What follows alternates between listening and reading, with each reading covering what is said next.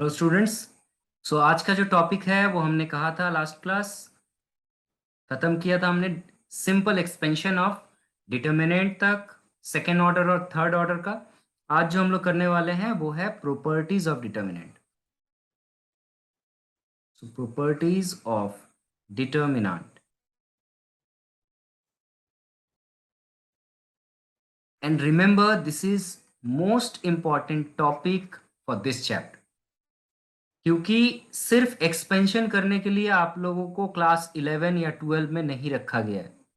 वो नर्सरी वाली बातें होती हैं। प्रॉपर्टी पढ़ना और उसको सही क्वेश्चन में अप्लाई करना, यही आपसे एक्सपेक्ट किया जाता है। एग्जामिनर आपसे यही एक्सपेक्ट करता है और इसी बेसिस पे क्वेश्चन सेट किया जाता है। तो प्रॉपर्टीज को ध्यान से सुनो, समझो और इस पे प्रॉब्लम्स करो।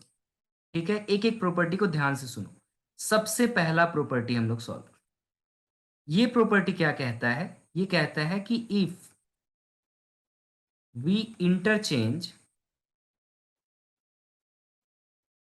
any row, sorry, if we interchange rows and columns, if we interchange, not any, if we interchange rows and column,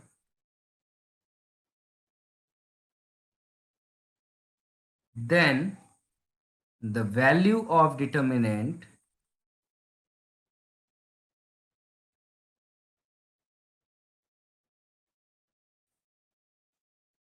is unchanged। क्या कह दिया मैंने? कुछ नहीं समझ में आया? चलो देखते हैं। बहुत साधारण बात मैंने कही। मैंने कहा मान लो एक डिटर्मिनेंट कुछ ऐसा है, जैसे कि A1, A2, A3, B1, B2, B3, C1, C2, C3। मैंने एक डिटर्मिनेंट बनाया कैसे? यहां से एक अलग डिटर्मिनेंट मैंने बनाया किस तरीके से? इसका जो रो है उसको कॉलम बना दिया और जो कॉलम है उसे रो बना दिया। मतलब ये जो फर्स्ट कॉलम है इसे उठाओ और इसका रो बना दो। A1, A2, A3। तो जो पहले रो कॉलम था वो रो बन गया। उसी तरह सेकेंड कॉलम उठाओ, इसे सेकेंड रो बना दो। B1, B2, B3 and similarly third column को थर्ड रो बना दो। C1, C2, C3 and find the determinant. इसका डिटर्मिनेंट निकाल के चेक करो। इसका डिटर्मिनेंट निकाल के चेक करो, तुम्हें क्या दिखेगा कि दोनों का वैल्यू सेम आ रहा है।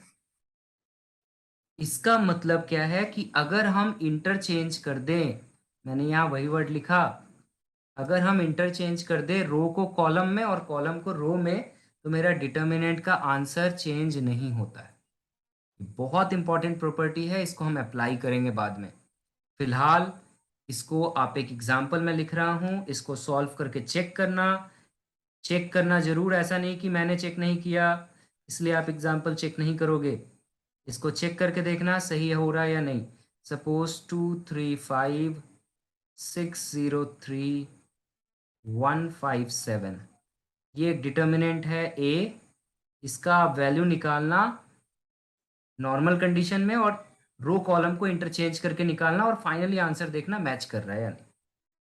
आंसर मैच करना ही चाहिए, आंसर ऑलवेज मैच करे। ठीक है, तो यही था पहला प्रॉपर्टी, बहुत सिंपल। चले आओ सेकेंड नंबर प्रॉपर्टी में।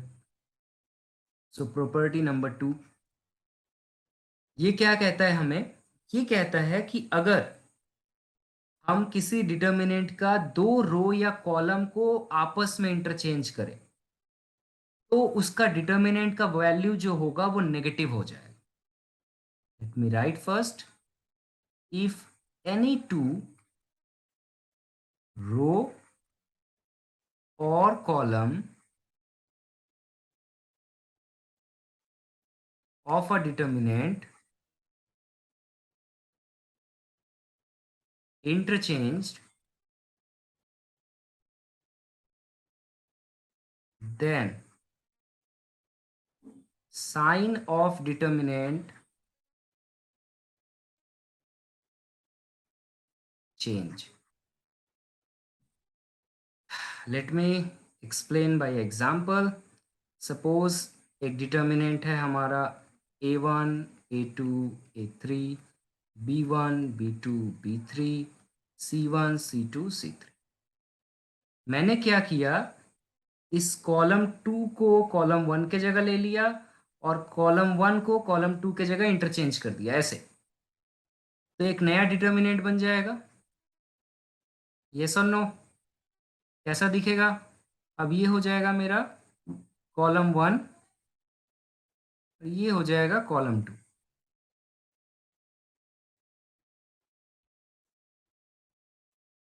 तो क्या कहता है ये प्रॉपर्टी कि अगर एक रो या एक कॉलम को आपस में, सॉरी, दो रो या दो कॉलम को आपस में इंटरचेंज किए हो ना आप, तो फिर जो वैल्यू होगा डिटर्मिनेंट इसका, और ये हो जाएगा नेगेटिव ऑफ डेल्टा 1। इसका आंसर आप निकाल के देखो और इसका आंसर निकाल के देखो, दोनों का मैग्नीट्यूड सेम होगा, बस एक के सामने नेगेटिव होगा, एक के सामने नेगेटिव नहीं होगा। सिर्फ एक नेगेटिव साइन आ जाता है अगर हम किसी रो या कॉलम को इंटरचेंज करें। क्या ये समझ में आया? चलो इसको भी एग्जांपल से समझे, क्लैरिफाई कर लेना। अगर मैं एक डिटर्मिनेंट दे के जाता हूँ छोटा सा, जैसे ये मैग्नीट्यूड ऑफ ए अगर हम निकालें, ये 1 2 3 4 रखें, ठीक है, और नहीं ये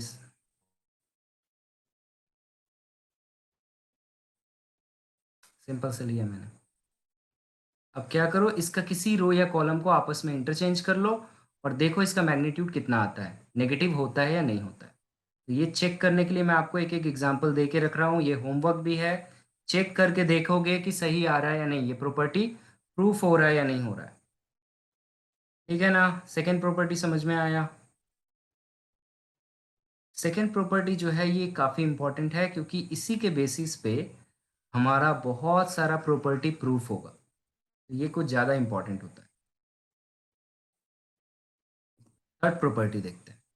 सो प्रॉपर्टी नंबर 3, ये क्या कहता है कि अगर किसी डिटर्मिनेंट का दो रो या फिर दो कॉलम एक जैसा है, एकदम एक जैसा है, एक ही एलिमेंट है वहां पे, तो उसका डिटर्मिनेंट का वैल्यू ऑलवेज जीरो आएगा। मैं लिख दूं, इफ एनी टू रोज और कॉलम्स of a determinant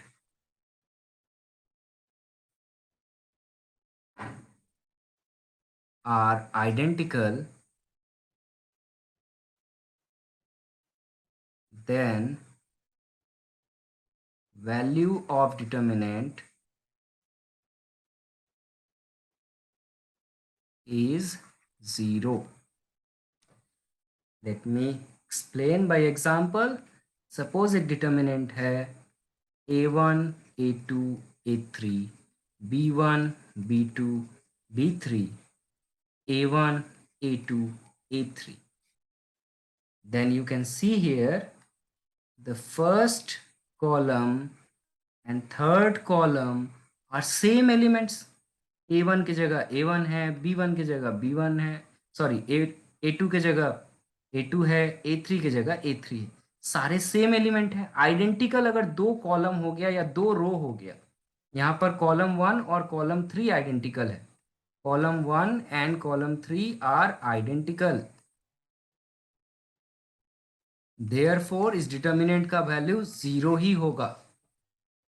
आपको निकालने की भी जरूरत नहीं है, आप डायरेक्टली इस प्रॉपर्टी को यूज करके आंसर बोल सकते हो ये जीरो होगा। एक एग्जाम्पल देख लो अगर नहीं समझ में आ रहा है तो।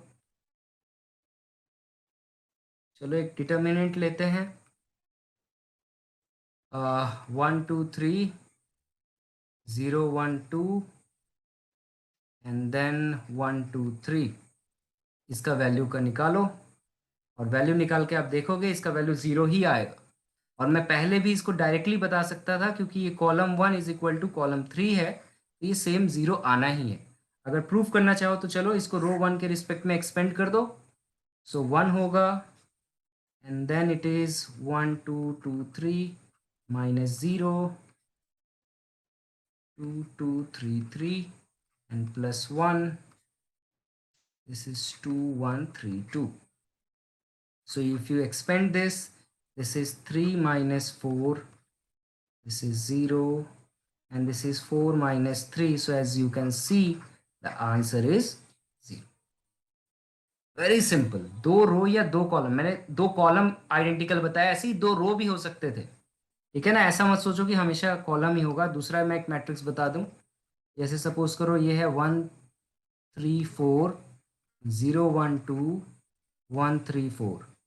सो यहाँ देख सकते हो रो 1 और रो 3 आइडेंटिकल है, therefore this determinant is 0. No need to expand it.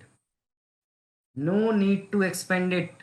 Just see if two row or two columns are identical, then put the answer as 0. Now a big question exam में पूछता है prove that. Proof करो इसे. आप example दिखा के proof नहीं बोल सकते. प्रूफ आपको मैथमेटिकली इसको प्रूफ करना होगा. तो मैथमेटिकली हम कैसे प्रूफ करेंगे, चलो. तो प्रूफ ऑफ प्रॉपर्टी 3 कैसे प्रूफ करेंगे. चलो डेल्टा लेट कर लो, एक जनरलाइज इक्वेशन लेट कर लो. डेल्टा इज इक्वल टू है a1 a2 a3 जो अभी हमने लिया था, b1 b2 b3 and this is a1 a2 a3. हमें क्या प्रूफ करना है कि इसका आंसर 0 आना चाहिए. क्लियर. हम क्या कर सकते हैं, हम इसका कॉलम 1 और कॉलम 3 को इंटरचेंज अगर करें तो सामने नेगेटिव का साइन आ जाना चाहिए अकॉर्डिंग टू प्रॉपर्टी नंबर 2.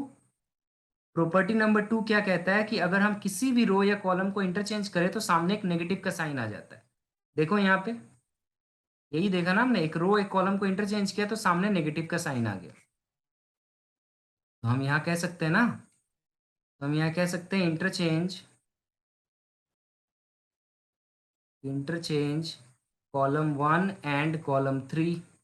अगर कॉलम 1 और कॉलम 3 को इंटरचेंज करेंगे तो मेरा डिटर्मिनेंट का वैल्यू सेम ही रहेगा, बस बाहर एक नेगेटिव साइन आ जाएगा, है कि नहीं.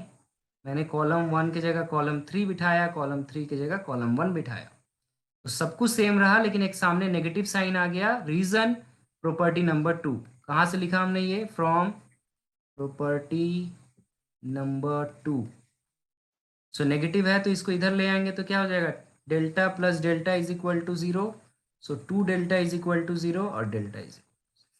प्रूफ हो गया हमारा कि अगर दो रो या दो कॉलम सेम हो तो डिटर्मिनेंट का वैल्यू हमेशा 0 आएगा.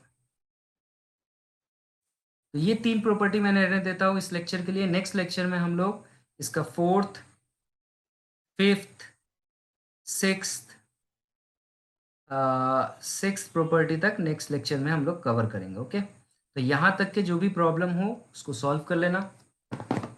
Okay then, bye.